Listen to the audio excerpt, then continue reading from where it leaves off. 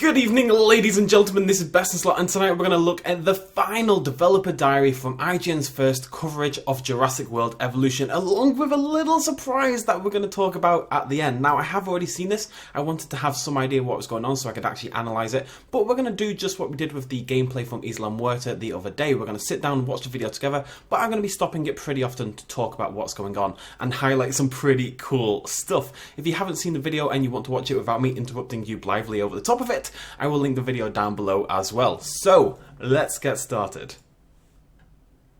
Exciting Peggy screen. Looking forward to that. The dinosaurs have always been the stars of the show in these films, and we wanted to make sure that our dinosaurs are the best dinosaurs you've ever seen in a video game. One of the challenges we had right at the start of the project was deciding which dinosaurs we should put in the game. Everyone's got their favourites. Ultimately, I think we've got a pretty good list. Are we excited? We should be excited. So this is in order working to with create dinosaurs. your dinosaurs, you need to bioengineer them. And that means you need to start with the building blocks of life, DNA. And to get those, you need to send out expedition teams to get fossils from dig sites all around the world. Those fossils are then brought back to your islands, where the DNA is extracted from each of them in order to acquire the genome. And once you've got enough of a genome, you can incubate a dinosaur. So the player's going to be tasked with taking this genome data from dinosaurs found in their fossils, from their dig sites, and engineering it themselves by combining it with modern day DNA of animal species from our animal kingdom. When these dinosaurs first come out of the Having creation lab, that's the first step for you as a player to be managing these dinosaurs. You need to make sure that they're happy. The dinosaurs have quite complex natural needs that you'll need to be accommodating throughout the game. So they have their basic ones like hunger. Okay, so really no new information there so far, so apologies, I've kind of let the video running, because this is all stuff we've known before. We've known about the genomes, we've known about getting to 50% and getting our dinosaurs out there. I just wanted to highlight this little shot here, because this is the first time I believe we've seen herding behaviour, specifically from the Triceratopses. They may have been in that shot of the Brachiosaurus as they walk by at dusk, but it's just nice to see all three of them gathered around the food, having a grand old time. I would really like to see one of the alternate skins for the Trikes. It is one of the most boring looking dinosaurs in the game, and it is my favourite dinosaur, so I'm really excited to see what direction they go with it. There is a lot of really interesting stuff in this video, just bear with us, we'll get there, And thirst, but they've also got more complex ones, like some dinosaurs don't like to be in a pen with lots of other dinosaurs. Other ones, they've got a social need, the herbivores in particular, where they need to be around other dinosaurs of the same type, or they're going to get lonely and upset. Big carnivorous dinosaurs, they've got a need to hunt, they want to...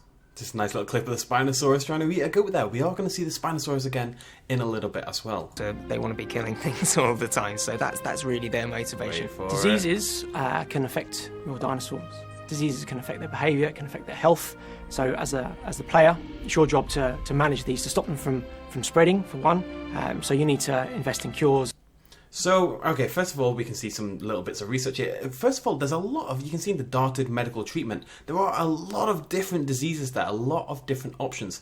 It's going to be interesting because obviously these aren't all available from the start, so is it a case of you only get diseases that are available to you? Sometimes you're going to have diseases that you can't control, but we can see hookworm then. But this is also a confirmation of something we didn't know, is that diseased dinosaurs not only lose health and become sicker and eventually die, but they'll also act differently. Maybe they'll become antisocial, maybe they're less likely to eat and drink. When you've got the flu and you don't want to eat anything, maybe dinosaurs with hookworm experience the same thing. Although hookworm, they'll probably be overeager, if anything. Maybe individual diseases will have different effects upon appetite and metabolism, consumption, those stats that we learned about in my video, my lovely video, I'm just saying, yesterday. Use your ranger teams to medicate the dinosaurs.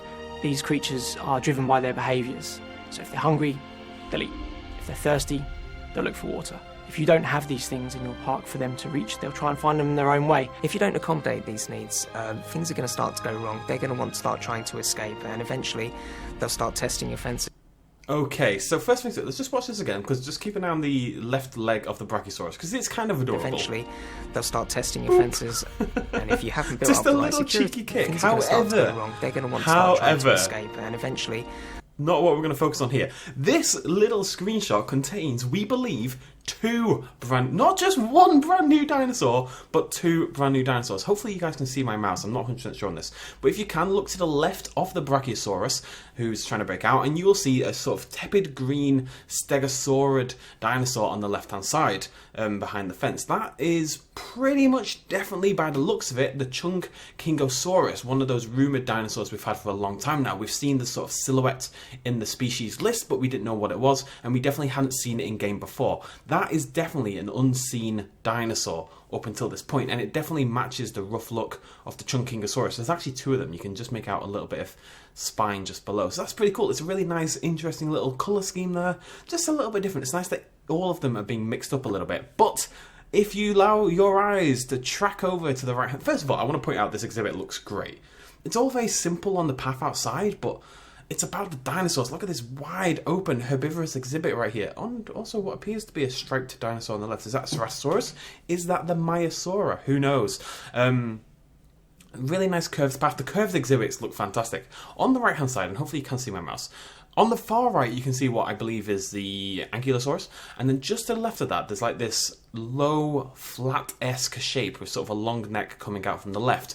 I believe, we've been talking about this on the Discord for the game, but I believe that is a Diplodocus. That's what I'm gonna put my hat on it. I don't have a hat, I don't own a hat, but if I did, I would put my hat on the Diplodocus for that one. I'm just going to play it again. Just keep an eye on that right hand side. Start trying to escape, and eventually they'll start testing your fences. You can see the head there, you can see the neck there, you can see it walking security, along. They're going to get out into the wild. It looks smaller than the Apatosaurus. It's definitely not a Camarasaurus, and it's obviously not a Brachiosaurus. It's a lot smaller. It's got that kind of low, like almost horizontal look to it, wherein the neck is very much more in line with the body, just like a Diplodocus would be, but very much unlike, say, the Mamenchiasaurus that some people suspected it would be. We are actually going to get a really good shot of that dinosaur in a minute, so keep watching. Note that all dinosaurs are lethal to your guests.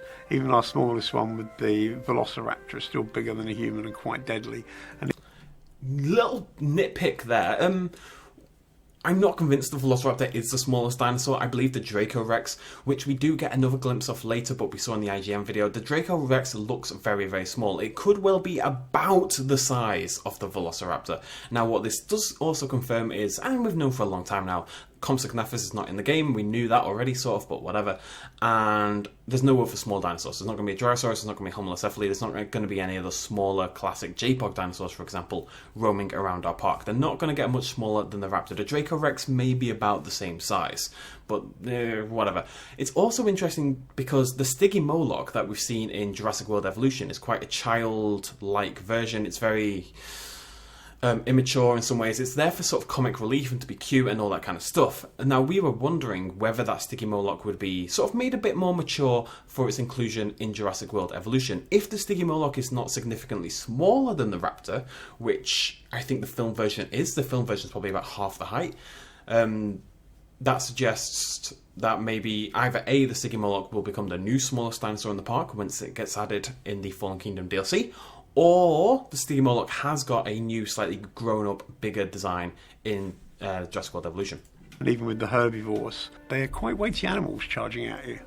Well, escape is the quintessential Jurassic Park moment, but it's also one of the more dangerous parts of the gameplay. So once these dinosaurs get out, you're going to have to take control of that situation as quickly as possible, because the first thing they're going to do is start going after the guests. When one of these dinosaurs... Just watch that again. The first thing they're going to do is start going quickly as possible, because the first thing they're going to do is start going after the guests. That's pretty cool. So Spinosaurus, it's a little shame that the guest fear animation seems to play out the same each way. If you think back to how JPOG did it, it was actually worse. The guests kind of stood still and waited to die. At least here they're on the floor, they're backing away, they're panicking. It'd be nice to see them getting chased down sometimes and stuff like that, maybe fighting back against the smaller dinosaurs and stuff like that. But for now it does appear to be a singular canned animation. Who knows what it's like in the final game, but that's what we know for now. But the idea of this broken out Spinosaurus in the drenched rain, like honing in on one of your guests and going for them, is actually pretty cool. And you can see here desperately shooting him with the rifle to take him down. Now it doesn't seem to be interrupting it, but you can see the sedative hasn't quite got all the way along. It stops about that point I just showed you. So whilst it's not interrupting just by shooting it, it's like The Spinosaurus wants to eat this dude. If you want to stop him, maybe if you sedate him enough so the bar fills up, then the Spinosaurus would break away from the kill and you'd be able to save your guests. That means you're going to have to just be very, very quick acting in order to save your park guests when your dinosaurs do inevitably break out, which doesn't happen that often. I played an entire playthrough of JPOG today and not a single dinosaur broke out, so... One of these dinosaurs does get out of your enclosure. There's going to be a lot going on that you're responsible for fixing, whether it's getting ACU helicopters in to tranquilise the dinosaurs or your ranger teams in to repair the damage caused by your dinosaurs to your facilities, because there's a chance this problem might cascade. So you want to make sure it's under control as soon as possible. As you progress through the game, you discover new dinosaurs, for example. You can use the new dinosaurs to increase your island rating on your first or previous islands, and then build them up so that you can unlock new goodies as well. The more the player's looking after their park and the more they're looking after their dinosaurs, the more that's going to contribute to your own player's prestige. Okay. This guy on the left, I think this is the Apatosaurus. It's got that very grey Jurassic World Apatosaurus look to it. I want to point out that this looks fantastic, by the way. We've got these new... Now, these tall herbivore feeders aren't necessarily new, but what they are slightly new. The other ones have this basket on top in order to let your sauropods feed, the Brachiosaurus and such. But these ones are more layered. We have seen these before, but I've never commented on them. But they're multi-tiered, which allows your Apatosaurus or even your Hadrosaurids to eat from, say, the bottom rung. It's pretty cool. It's like a multi-level thing for all your different heights of dinosaurs. It's not a one-size-fits-all approach, which I kind of like. Of their island rating and the dinosaur. There we go. Pause. Right. So the one in the bottom right, the sauropod in the bottom right, just behind the IGN logo, that's clearly the Apatosaurus we saw on the previous screen. To the left of it is clearly a new sauropod. That is not a Camarasaurus. It's not an Apatosaurus. It's not a Brachiosaurus. It's not one of the 3 confirmed sauropods so far. It's also not a Mamenchisaurus. That is the only other possibility we think, based on dig size and all this and logical thinking, basically. That, to me, definitely looks like a Diplodocus. It may have been shrunk down just a little bit, but Diplodocus was not one of the bigger sauropods, generally speaking. And it's important to have different sizes of dinosaurs. You can see how the Brachiosaurus is the biggest. The Apatosaurus is kind of in that middle range. Mamenchisaurus, if it's in the game, will probably be more towards the Brachiosaurus in terms of size. And Mamenchisaurus also definitely has the sort of sharp uptake in neck, as in neck height, it kind of curves upwards very harshly, kind of like the Brachiosaurus does, which we don't see there with this sauropod on the left hand side. It also has a very clearly different colour scheme. It's brown. We have not seen a brown sauropod before. So yeah, that to me is a Diplodocus. That to me is the second new dinosaur of the video. We'd seen the Chungkingosaurus before, but now we get to see it for real, and it's just a nice overall look at the park. If I do have one common complaint about this, and it is one that others have mentioned, it's not the AI or any of that stuff, it is that the park feels a little bit barren. I'd love to just have little things that you can put beside your paths manually in order to make everything look a little bit more interesting in areas like this. But who knows what's going to be in the final game. I'm just hoping that kind of thing does squeeze its way in there at the end. But how gorgeous is this exhibit? You know, slopes down into the middle with the river running through it, all your sauropods, and what looks to be, if you look to the left of what I'm going to call a Diplodocus, a pair of Dracorexes. I think that's a Dracorex. It doesn't look like anything else to me. It's definitely a Dracorex or a Pachycephalosaurus, and it doesn't look like a Pachycephalosaurus, so it must be a Dracorex. Unfortunately, the IGN video didn't give us a good look at it the other day, but whatever. I'm going to say that's what it is. Which is ultimately going to contribute towards getting more unlocks, progressing through the game, and also gaining extra reputation with each of the different divisions, which in themselves will have their own special unlocks. It's amazing to play a game with Jurassic dinosaurs in it. I want the players to feel the joy of playing Jurassic World Evolution. I'm really excited about players having the chance to play this game for themselves. There are so many different ways to play it, and I can't wait to see what people come up with. It's a good egg, Nick. It's a good egg. So there's one other thing I want to mention quickly at the end of the video. This is the research page of the JurassicWorldEvolution.com website. Now you'll notice here that this is the species profile page. These little hexagons unlock every Friday with a new dinosaur, and that's the dinosaur that gets a species profile. Now, those who've been paying attention will know that we only had 6 or so locked profiles left, and we thought that would account for the 6 or so weeks or whatever it was until the game came out. We thought maybe we'll get one every 2 days in June or something like that in order to speed it up and make sure we got through all 6, 7, 8, whatever it was. Clearly, as of today, the research page has been updated. There is now 18 hexagons on that page. 18 hexagons. Now, that is exciting enough itself because that means 18 more species profiles.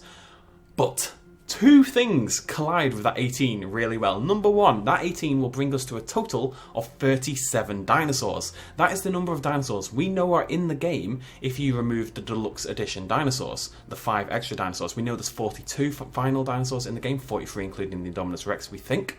That means there's 37 non-deluxe dinosaurs in the game, and 37 species profiles. There is also, if you include today, and we are going to get a species profile in 25 minutes from now, 18 days until the release of the game. So what this definitely suggests is that we are going to get a species profile every day until the 12th of June when Jurassic World Evolution releases, showing us every final dinosaur in our park, which is super, super exciting, and it means I have to work every single day, which is fun, right? That's cool. The thing is as well, it kind of ties in, IGN first has revealed so much information about the game over the past month or so. We've done loads of videos on it, I've talked to you guys about a lot of that stuff.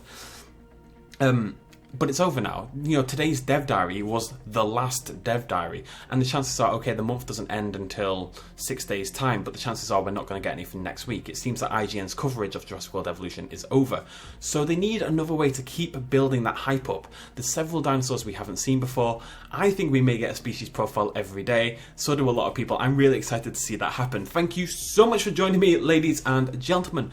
I did mention in the last video I was going to try this thing where we kind of comment over the video as we go along. People seem to enjoy it and think it was a good idea, so I'm going to keep doing that, although I suspect there's no more videos, so it won't really matter. But hopefully you found this video interesting. Hopefully you're excited about what looks to be a Diplodocus and the reveal of the Chungkingosaurus right there in-game. And hopefully we're about to get an awesome species profile. Thank you so much for joining me. Cheers. Much love. So much love. Please do hit that like button if you enjoyed the video. Cheers. Much love. As always. Bye-bye. Quick little shout out at the end. This video and others like it would not be possible at all without the support of you guys watching me at home, and also everyone on this Patreon page right here who supported me in the last month. If you want to help out as well, you can do so at patreon.com/bestinslot. Every little really helps. Cheers.